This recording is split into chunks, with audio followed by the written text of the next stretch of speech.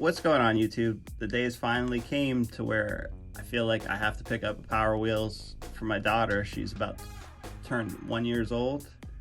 This one is a GMC I picked up off of Facebook Marketplace for $25. It's only a 6-volt, single motor sided, one wheel peel out setup. What I would like to do is we're going to change out the wheels, we're going to paint it, and we're going to use East Coast power-ups and convert it over to 24 volt. We're also going to put dual motors. So if this is something that you're interested in, stay tuned. Alright, so I was saying I bought the setup from East Coast Power-Up. Now this is a universal setup. So we got electronic speed control, some relays, looks like a voltage regulator. I think this is something to dissipate heat. The wiring, the extra motor and gearbox. This is actually a brake pedal since the system will free roll. And then the gas pedal is, you know, if she just gives it a little bit, it'll only go a little bit. This isn't an on-off setup. It's more, I forget what the word I'm looking for is, but yeah. So with this setup, I mean, I probably could have bought a set that hooks directly to this car. I didn't know what I was gonna get, so I just went with the universal setup.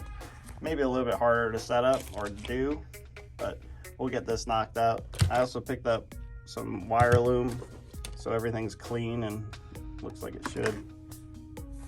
I'm gonna have some links in the description for any of this stuff, so if you're looking for it or wanting to do it, you know, by any means. Also, we're gonna be doing the cake pan wheels on this truck. Maybe 3D print some faces on there, make them look a little bit cooler, but stay tuned. All right, first things first, I took out the gas pedal already, and I cut a slot out for the new gas pedal that's gonna be going in there. So this will just feed down the side. You know, obviously we're gonna run the wires better after, but just feed that down. It'll bolt in like that. And then we'll just drill some pilot holes and we'll use some small nuts and bolts there. Then we're gonna mount the brake pedal. It's a little bit bigger than I'd like, but it actually fits the spot pretty well. So we'll do the brake pedal on that side, gas pedal on that side, should be all set. We're just run the wires down. I'll drill a hole, run them all together, and then back to the back of the car.